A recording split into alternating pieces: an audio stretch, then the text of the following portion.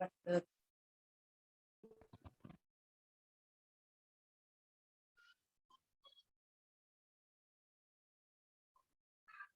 good morning one and all. Good morning.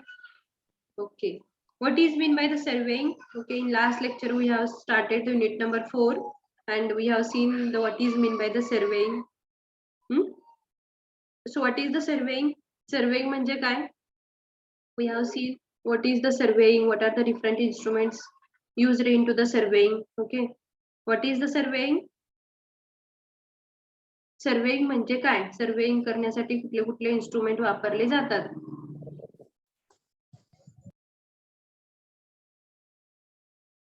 बोला, surveying म्हणजे काय? कुठले कुठले इन्स्ट्रुमेंट वापरले जातात? इन्स्ट्रुमेंटची तरी नावं सांगा. Theodolite chain. ओके, थिओडोलाइट असेल, चेन असेल, टेप असेल, आणखी टोटल स्टेशन, आणखी dumpy level. Okay, these are the instrument काय केले जातात? हे सर्वेइंग करण्यासाठी वापरले जातात. Okay, what is mean by the surveying? Surveying का करायचं? कशासाठी करायचं? Why to go for the surveying?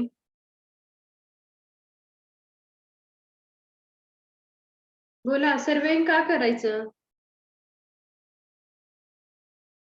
To measure.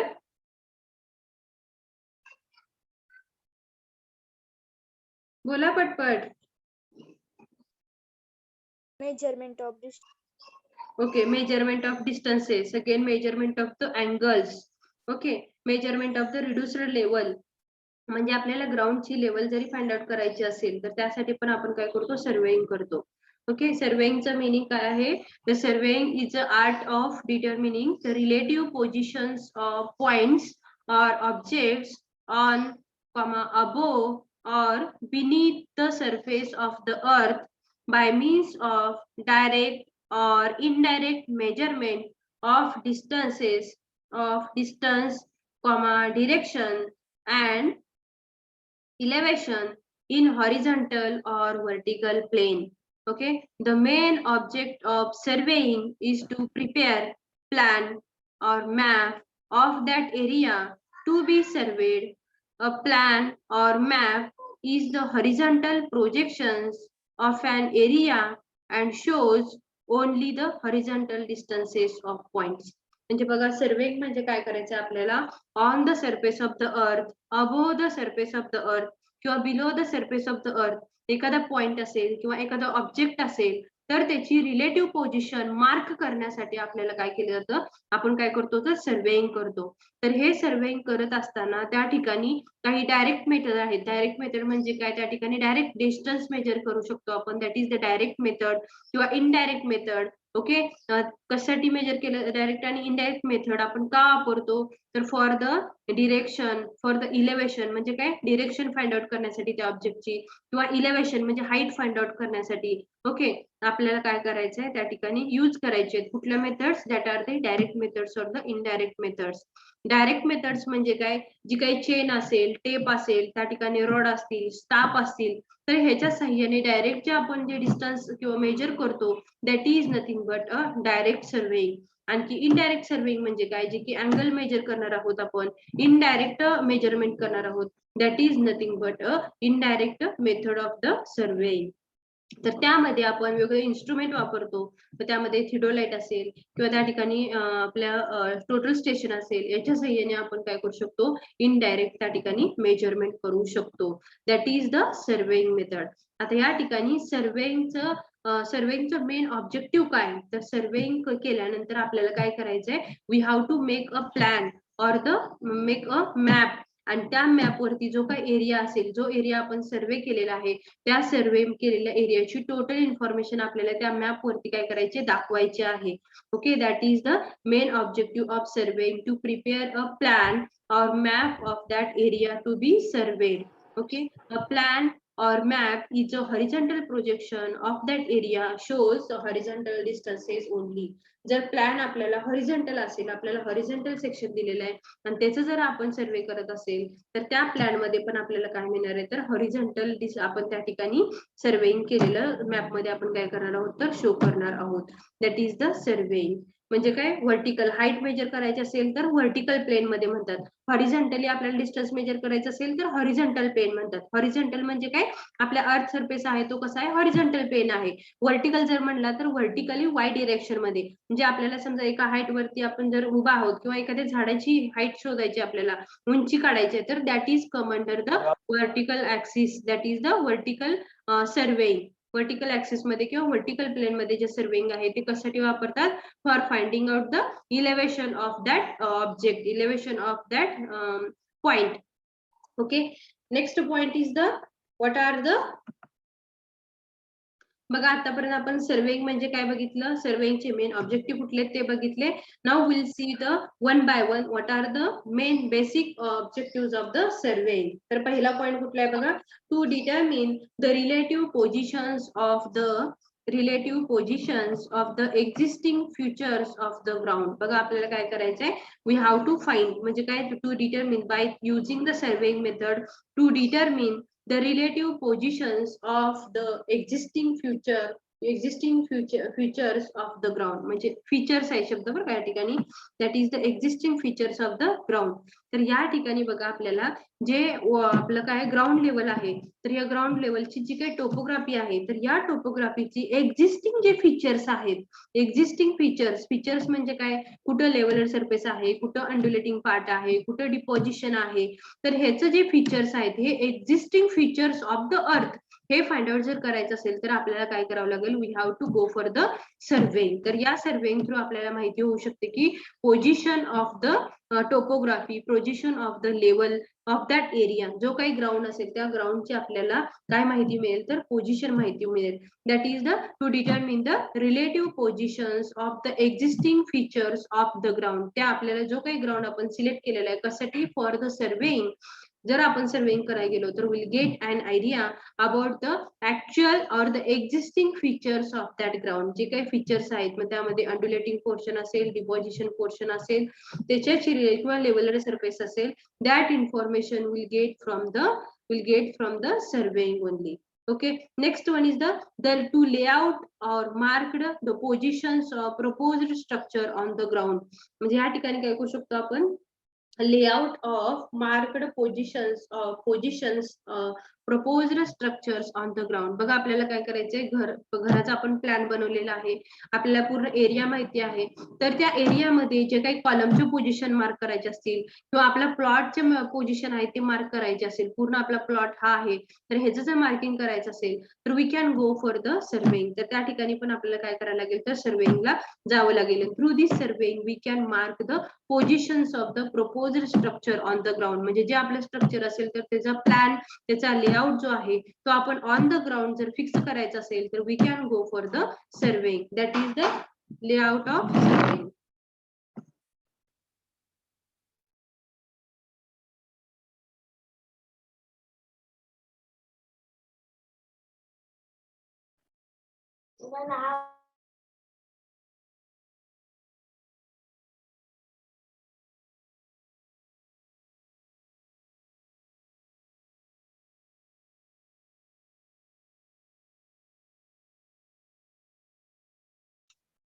ठीक आहे, ऑब्जेक्टिव्ह ऑफ द सर्वेइंग. तर त्यामध्ये बघा ऑब्जेक्टिव्ह कुठले कुठले बघितले. पहिला म्हणजे काय रिलेटिव्ह पोझिशन. आपल्याला काय करायचे, relative positions of existing ground जर शोधायचे असेल तर we have to go for the surveying.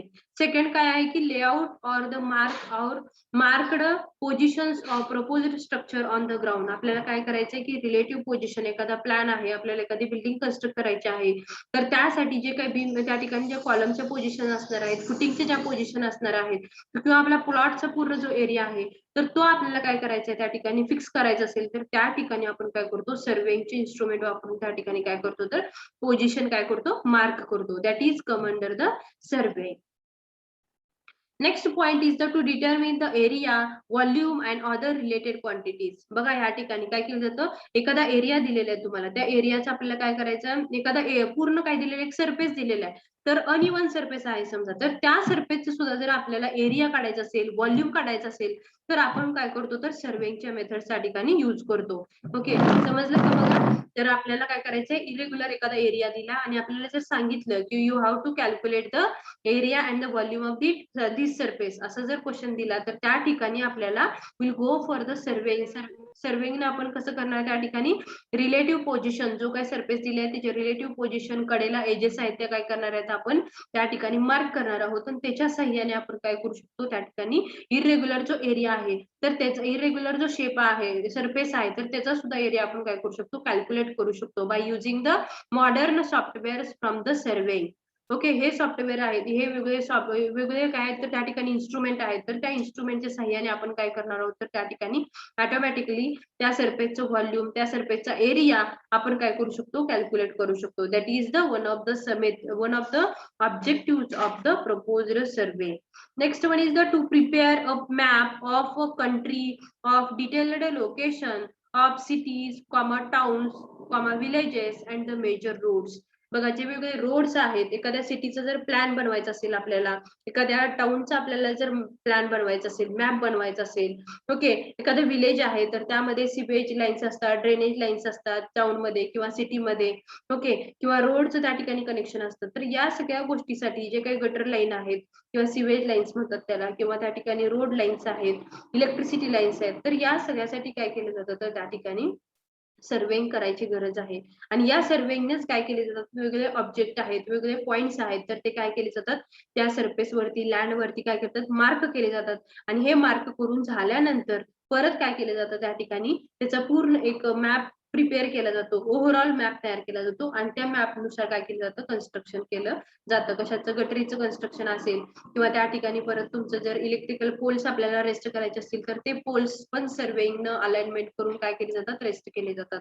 That is the one of the objective of the surveying, to prepare a map of country of detailed location of cities, of towns, villages and the major roads. Next one is to prepare the engineering detailed plan and sections of various sections such as roads, railways, bridges, dams and other structure. बघा, जे काही road structure आहेत किंवा bridge structure आहेत किंवा रेल्वेचे जे काही रूट आहेत, तर हे सगळे, किंवा रोडचे रूट आहेत, तर हे जे रूट आहेत तर ते सिलेक्ट करण्याचं काम, त्या ठिकाणी जी काही लेवल सरफेस बनवायचं आहे आपल्याला, जी काही आरएल त्या ठिकाणी फाइंड आउट करायला लागते, त्या ठिकाणचं आपल्याला फीचर्स ऑफ द ग्राउंड जे शोधावे लागतात, तर त्यासाठी आपल्याला काय करावं लागतं, तर सर्वेइंग करावं लागतं. Means to prepare the engineering detail plan and sections, various sections, मग त्यामध्ये रेल्वे सेक्शन असेल, रोडचं सेक्शन असेल, ब्रिजेस असतील किंवा डॅम साईट असेल, तर त्यासाठी सुद्धा ह्या ज्या डॅम साईट वगैरे आपण जे सिलेक्ट केलेले असणार आहेत, बीच साईट जी आपण सिलेक्ट केलेली आहे, रेल्वे रूट जो आपण सिलेक्ट केलेला आहे, रोड साईट जी आपण सिलेक्ट केलेली आहे, तर ह्या सगळ्याचं काय केलं जातं, तर डिटेल्ड जे प्लॅन आहे, तर ते आपण कशा थ्रू ड्रॉ करतो, तर by using the surveying method we can draw on the plan. Okay, तर ते आपण काय करतो, प्लॅन किंवा मॅपने काय करतो, शो करण्याचा प्रयत्न करतो, दॅट बाय युजिंग द सर्वेइंगच्या methods. Next one is to prepare the topographical map showing the details of hilly area, valley and the river. बघा, आपल्याला जर या ठिकाणी काय करायचंय की फीचर्स ऑफ द, हा पहिल्याच ऑब्जेक्टिव्ह मध्ये हा पॉइंट येतो की we have to calculate the features or the topography of the ground. एखादा सरफेस दिला आणि त्या ठिकाणी आपल्याला काय करायचे, तिचे फीचर्स फाइंड आउट करा जर म्हणलं, तर त्या ठिकाणी आपण जर सर्वेइंग केलं, तर through this surveying will get an idea about where is the river, where is the valley, where is the hilly region. that point will understand by doing the surveying methods. तर या surveying आपल्याला काय मिळणार आहे, will get an idea about the hilly area, valley area and the river area. These all are the, means we have to calculate the, we have to understand the topography of that area is nothing but the showing the details of river, showing the details of hilly area, showing the details of the leveled area, showing the details of the undulating area and the rivers. Means whatever the topographical area, topographical area येणार आहे, तर त्यामध्ये वेगवेगळ्या टाईपचे जे काही river असतील, त्या ठिकाणी व्हॅली असतील किंवा हिली एरिया असेल किंवा काही वेळेला त्या ठिकाणी अंडुलेटिंग छोटासा पार्ट असेल, तर हे सगळं आपण जेव्हा एखाद्या मॅपवरती शो करतो, that is the one of the objective of the survey. Okay, सर्वेचे ऑब्जेक्टिव्ह सगळ्यांना समजले का? All of you understood these all the purposes or all the objectives of surveying? Yes, ma'am. Okay, परत हा क्वेश्चन जर विचारला surveying का करायचं, सर्वेइंगचे इन्स्ट्रुमेंट कुठले आहेत, हा क्वेश्चन जर मी विचारला तर तुम्हाला त्याचा आन्सर येणं अपेक्षित आहे. Okay, so what is the surveying? कोण सांगेल का सर्वेइंग म्हणजे काय? What is the surveying? To locate a, बोला, what is the surveying? Surveying म्हणजे काय? बोला, काय समजलं सर्वेइंग म्हणजे?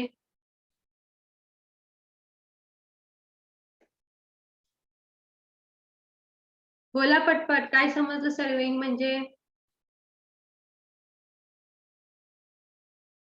Measurement of distance, angle of measurement of the distance and the angle, हे बरोबर आहे. पण आपल्याला काय करायचंय, एखाद्या पॉइंटची रिलेटिव्ह पोझिशन काय करायची, मार्क करायची आहे. तर त्यासाठी आपण सर्वेइंग करत आहोत. तुमचं घर आता समजा पंढरपूरमध्ये आहे, मी म्हणते की कॉलेज पासून तुमचं घर एवढ्या अंतरावरती आहे, ही पोझिशन तुम्हाला मार्क करण्यासाठी तुम्हाला सर्वेइंग करायची गरज आहे त्या ठिकाणी. मग मी तुम्हाला म्हणते की नाही, आपण जर पंढरपूर ते गोपाळपूर, गोपाळपूर ते पंढरपूर असं जर आपण गेलो तर एवढं अंतर लागते तुमच्या घरी जाण्यासाठी. आणि डायरेक्ट जर एखादा मधून रस्ता असेल, त्या थ्रू जर जाण्यासाठी लागणारा रस्ता, त्या थ्रू लागणारा अंतर आहे ते एवढं आहे, एवढा वेळ लागतो तुमच्या घरी जाण्यासाठी. म्हणजेच काय, relative position of the object on the surface of the earth, below the surface of the earth किंवा above the surface of the earth आपल्याला जर शो करायचं असेल तर त्या ठिकाणी काय करावं लागेल, आपल्याला सर्वेइंग करावं लागेल. मग त्या सर्वेइंगच्या वेगळ्या मेथड आहेत. एक म्हणजे डायरेक्ट मेजरमेंट असू शकतं किंवा इनडायरेक्ट मेजरमेंट असू शकतं. डायरेक्ट म्हणजे काय, एका लेवलर सरफेस वरती जर आपण डायरेक्ट जर मेजर करत असो डिस्टन्स, अँगल डायरेक्ट मेजर करत असेल तर त्याला काय म्हणतात, तर डायरेक्ट मेजरमेंट म्हणतात. इनडायरेक्ट मेजरमेंट म्हणजे काय, एखादी मध्ये रिव्हर आहे समजा, एखादी व्हॅली आहे आणि त्याच्या पलीकडचं मला डिस्टन्स काय करायचं, मेजर करायचं आहे. ओके, तर त्यावेळेला जे आपण काय करणार आहोत, तर इनडायरेक्ट मेजरमेंट करणार आहोत. म्हणजे काय, आपल्याला त्या ठिकाणी डायरेक्ट त्या ठिकाणी आपल्याला स्टाफ टाकून किंवा चेन टाकून किंवा टेप टाकून त्या ठिकाणी आपल्याला काय मिळणार नाही, या डिस्टन्स मेजर करता येणार नाही. म्हणजेच त्या ठिकाणी आपल्याला इनडायरेक्ट मेथड काय करायला लागतील, तर वापराव्या लागतील. कशासाठी? For finding out the distance angle between the two point. समजलं का? That is the surveying. आणि हे सर्वेइंग करून झाल्यानंतर आपला बेसिक एम काय असणार आहे की to show the all the details of that features, details असतील किंवा features of that ground on the plan, that is the surveying. समजलं का सगळ्यांना? All of you have understood this surveying म्हणजे काय, सर्वेइंगचे ऑब्जेक्टिव्ह काय आहेत, हे पार्ट समजला का? yes, ma'am. Okay, now we'll move towards the what is the surveying and what are the surveying बघितलं, what are the principles of surveying, that part we'll see here. What is the principles of surveying? तर surveying चे principle कुठले आहेत बघा. First one is the fundamental principles of surveying is to work from whole to the part. म्हणजे बघा, लक्षात ठेवायचं आहे, हा खूप महत्वाचा पॉइंट आहे. एक्झाम पॉइंट ऑफ व्ह्यू न तुम्हाला हा क्वेश्चन विचारला जाणारच आहे, 100% हा क्वेश्चन येणारच. What is the principle of surveying, मग त्यामध्ये मेन सर्वेइंगचं प्रिन्सिपल कुठलं आहे, which is the main principle of surveying. मग त्यामध्ये to work from whole to the part हा एक ऑप्शन असेल, आणि सेकंड पॉइंट असेल to work from part to the whole, असं दोन ऑप्शन असतील. आणि तिसरा both A and B, last one is the none of the above. तर त्यावेळेला तुम्हाला त्या ठिकाणी लिहिता आलं पाहिजे option number A is the correct. का? To work from whole to the part, work from whole to the part. आणि सेकंड पॉइंट काय आहे की work from part to the whole. या दोन्हीतला डिफरन्स मी तुम्हाला आता सांगते, लक्षात घ्या. बघा, to work from whole to the part, आणि सेकंड काय, to locate a point by taking measurements from two reference point. Okay, to work from whole to the part म्हणजे काय, बघा या ठिकाणी this is the main principle of surveying. Here the entire plot is divided into smaller triangles and area to be surveyed from the boundary to the innermost triangle. The purpose of working from whole to part is to localize the errors and to control the accumulation of error. म्हणजे ह्या ठिकाणी काय केलं जातं, जो आपला plot आहे, जो काही टोटल एरिया आहे, तो टोटल एरिया काय केला जातो, आधी पहिल्यांदा बाहेरून प्लॉट करून घेतला जातो. जो काही सरफेस तुम्हाला दिलेला आहे कशासाठी, फॉर द सर्वेइंग.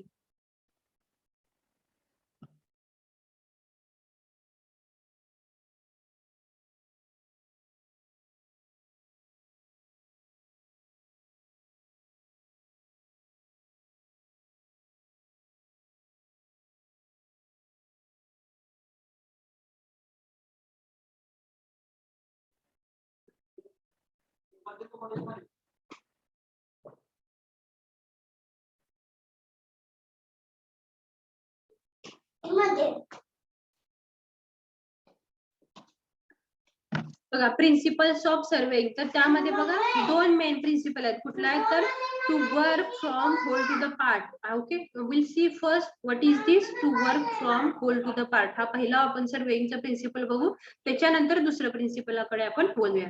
तर पहिलं प्रिन्सिपल काय आहे बघा, तर आपल्याला हा जो एरिया ए बी सी, हा जो एरिया आहे तो काय आपला आउटर एरिया आहे. कुठला ए बी सी, तुम्ही या ट्रायंगल मध्ये बघा, तर या ट्रायंगल मध्ये जो ए बी सी हा जो आहे तो टोटल एरिया आहे.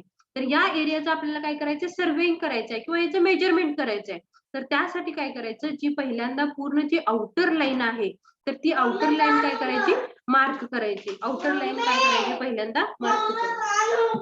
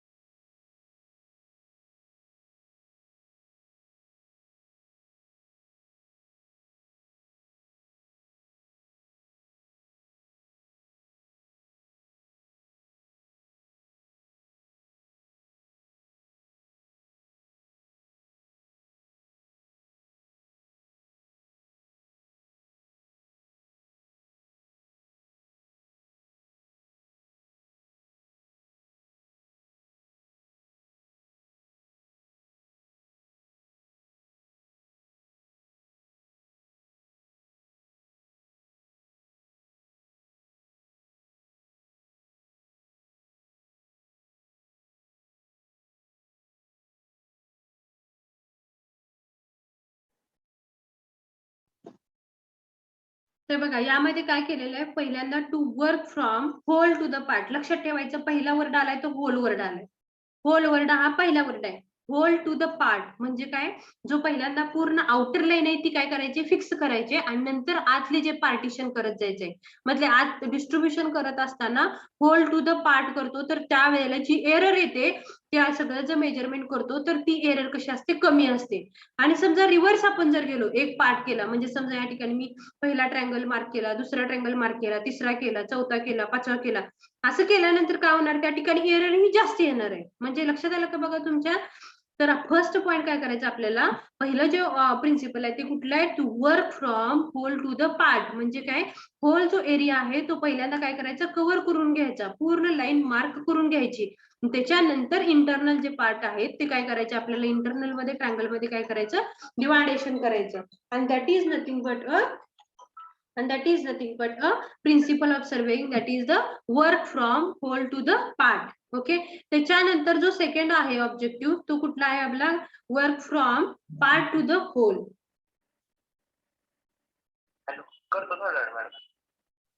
Work from part to the whole. आता यामध्ये बघा काय केलेलं आहे तुम्हाला, A B C is the total correct, that is the triangle. या ट्रायंगल मध्ये D B F, F E C नंतर जी जे एच, नंतर डी जी जे, असे हे वेगळ्या ट्रायंगल मध्ये काय केलेलं आहे, पहिल्यांदा बाहेरची आउटर लाईन एकदा मार्क करून घेतल्यानंतर परत आतले ट्रायंगल आहेत ते काय केलेले आहेत, मार्क केलेले आहेत. त्याला काय म्हटलं जातं, तर to work from whole to the part. म्हणजे पहिल्यांदा होल एरिया काय करायचा, मार्क करून घ्यायचा, त्याच्यानंतर त्याचं काय करायचंय, वेगवेगळ्या पार्ट मध्ये काय करायचंय, डिवायडेशन करून घ्यायचंय. That is the principle of surveying. आणि या मेथड मध्ये जे काही तुमचं येणारा जो एरर असणार आहे, कशासाठी, for the measurement of the area, for the measurement of the volume, जो काय एरियर या ठिकाणी तयार होईल तो एरर कसा असणार आहे, तर कमी असणार आहे. That is the one of the principle of the surveying. म्हणजे काय, to locate a point by taking the measurement from two references point. या ठिकाणी कुठले तरी 2 पॉइंट रेफरन्स पॉइंट सिलेक्ट करायचे, आणखी जो आउटर लाईनचा पूर्ण एरिया आहे तो काय करायचा, पहिला कव्हर करून घ्यायचा, आणि त्याच्यानंतर परत जो इनर लेअर आहे, इनर जो सरफेस आहे तो काय करायचा, आपल्याला डिवाइड करायचा आहे. That is nothing but to work from whole to the part. आणि या प्रिन्सिपल मुळे काय होतं, जी काय एरर निर्माण होणार आहे for the measurement, that error is a very less. समजलं का सगळ्यांना principal of surveying? Yes, ma'am. एक सोपं एक्झाम्पल सांगते. समजा 4 भाऊ आहेत, लक्षात आलं, तर 4 भावांची समजा एक 4 एकर शेती आहे. तर ही 4 एकर शेती आपल्याला काय करायची, डिवाइड करायची 4घांना. तर 4घांना डिवाइड करत असताना काय केलं जातं, पहिल्यांदा पूर्ण 4 एकरचा पूर्ण जो प्लॉट आहे तो प्लॉट आपण काय करणार आहोत, पहिल्यांदा पूर्ण मार्क करून घेणार आहोत. तो मार्क करून घेतल्यानंतर परत त्याचे 4 भाग जर करणार आहोत, तर ती मेथड कुठली आली तुमची, to work from whole to the part. म्हणजे त्या ठिकाणी जो येणारा एरर असेल तो एरर कसा असणार आहे, त्या ठिकाणी कमी असणार आहे. कारण का, तर टोटल होल एरिया जो बाहेरचा 4 एकर पहिल्यांदा तुम्ही काय केलेला आहे, तो काय करून घेतलेला आहे, प्लॉट करून घेतलेला आहे, लाईन करून घेतलेला आहे, मार्किंग करून घेतलेलं आहे. त्याच्यानंतर आतमध्ये 4 मध्ये काय केलेलं आहे, डिवायडेशन तुम्ही केलेलं आहे. हे झाली तुमची पहिली मेथड, ती म्हणजे काय, to work from whole to the part. आणि सेकंड मेथड म्हणजे काय असणार आहे, to work from part to the whole. म्हणजे काय, पहिल्या भावाला एक पार्ट दिला, दुसऱ्या भावाला दुसरा पार्ट दिला, तिसऱ्या भावाला तिसरा पार्ट दिला, चौथ्या भावाला चौथा पार्ट दिला. पण या ठिकाणी काय होणार आहे, बाहेरची जी आउटर लाईन आहे ती मार्क नसल्यामुळे त्या ठिकाणी काय होऊ शकतं, तर एरर आहे ती काय असणार आहे, जास्त होणार आहे. कारण प्रत्येकाला डिवायडेशन जे काय आपण करणार आहोत ते सुद्धा सेम येणार नाहीये, का तर error will be more over there. And so for that purpose we have to go for the first principle, that is the principle of surveying, to work from whole to the part. म्हणजे पहिल्यांदा hole जो area आहे तो पूर्ण काय करून घ्यायचा, line mark करून घ्यायची, त्याच्यानंतर डिवायडेशन केलं तर that will be a come under the first point, that is the to work from whole to the part. Okay, समजलं का फर्स्ट प्रिन्सिपल? समजलं का पहिलं principle? All of you understand? Yes, ma'am.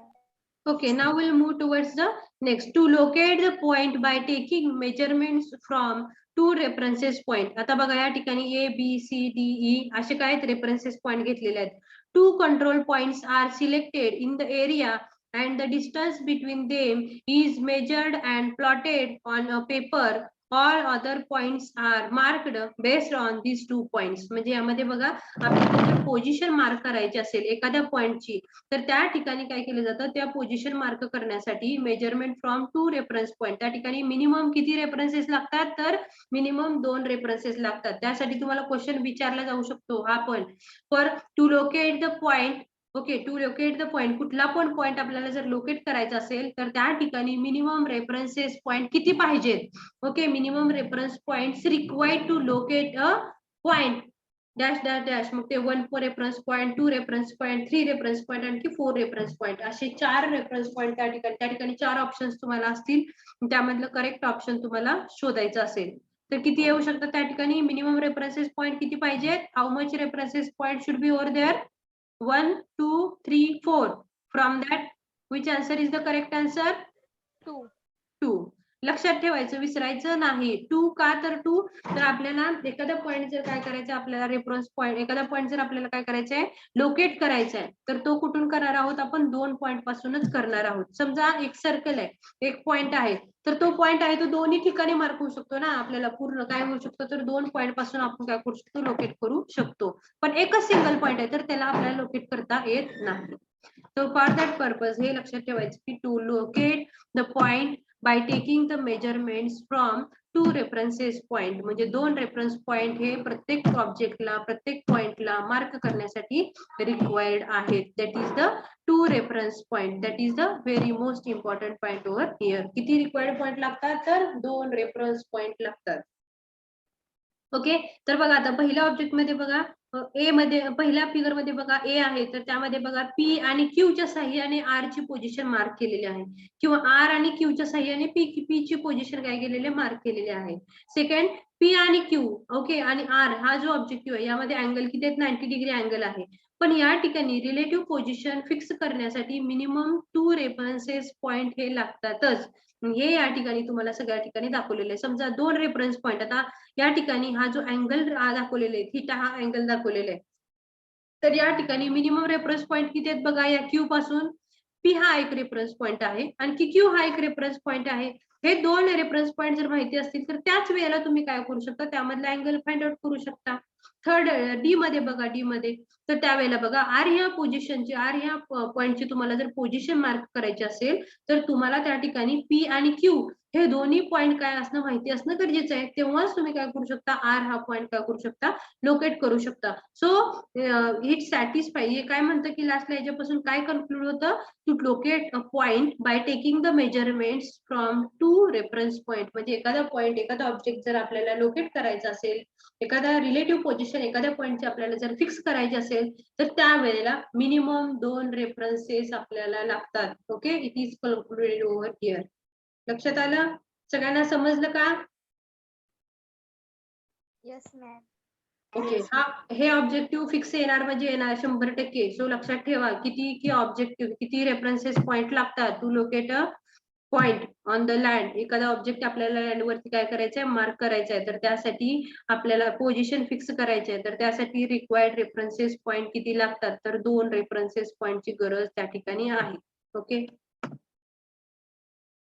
now we'll move towards the next point, that is the geoinformatics. आता हे जिओइन्फॉर्मॅटिक्स म्हणजे काय, आपल्याला जिओ जी आपली अर्थ आहे तर त्याच्याशी रिलेटेड आपल्याला माहिती काय करायची, कलेक्ट करायचे थ्रू द फॉर्मॅटिक्स. कुठले कुठले जिओइन्फॉर्मॅटिक्स आहेत, त्यामध्ये काय काय येतं, GIS, GPS, रिमोट सेन्सिंग, या सगळ्याचा स्टडी आपल्याला या ठिकाणी करायचा आहे.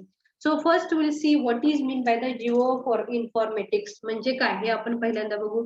Geoinformatics is a science which develops and uses the information science infrastructure to address the problems of geoscience and related branch of engineering.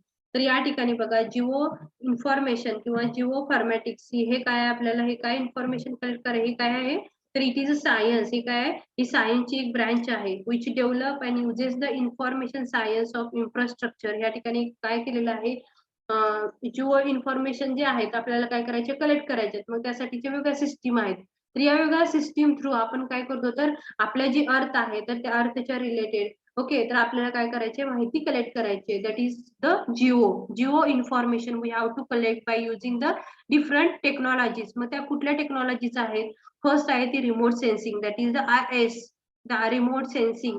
Second one काय बघा, जिओग्राफिक इन्फॉर्मेशन सिस्टीम म्हणजे काय, GIS. आणि third one is the global positioning system म्हणजे काय, GPS. म्हणजे Jio information जर आपल्याला कलेक्ट करायची असेल तर त्या ठिकाणी कुठले कुठले टेक्निक्स आहेत, there are the 3 techniques we can use for the collection of the information of geo, and that is nothing but a remote sensing, GPS, that is the geographic information system, and the global positioning system, that is the GPS. तर या ठिकाणी तुम्हाला question विचारला जाऊ शकतो कुठला, what is GPS is stands for, GIS stands for, RES stand for. मग त्यामध्ये तुम्हाला यायला पाहिजे GPS stand for dash dash dash. Answer द्या, what is the GPS stands for, Global position. Global positioning system, that is the GPS. GIS म्हणजे काय, geographic information system, आणि remote sensing म्हणजे काय, RS. तर ह्या गोष्टी तुम्हाला माहिती असणं गरजेचं आहे. हे कशासाठी, या ज्या सिस्टीम आहेत, या ज्या टेक्नॉलॉजीज आहेत, तर ह्याच्या थ्रू आपण काय करणार आहोत, we will collect the information about the earth surface, आणि त्याच्यापासून आपल्याला काय करायचं आहे, तर या सिस्टीम कुठल्या कुठल्या आहेत, RS म्हणजे काय, GPS म्हणजे काय, आणि GIS म्हणजे काय, याचा स्टडी आपल्याला या ठिकाणी करायचा आहे. So, anyone can please tell me what is the RS?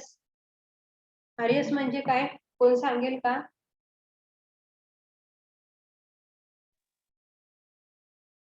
RS म्हणजे काय? आरएस म्हणजे काय? लॉंग फॉर्म काय आरएसचा? Remote sensing.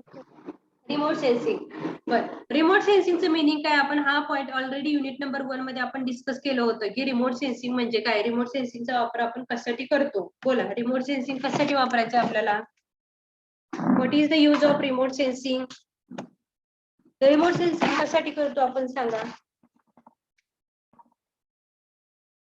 आठवते का रिमोट सेन्सिंग? रिमोट म्हणजे काय? रिमोट म्हणजे काय कोण सांगेल का मला? रिमोट, रिमोट म्हणजे दुरून, हे तर बरोबर आहे. दुरून किंवा लांबून, लक्षात येते का?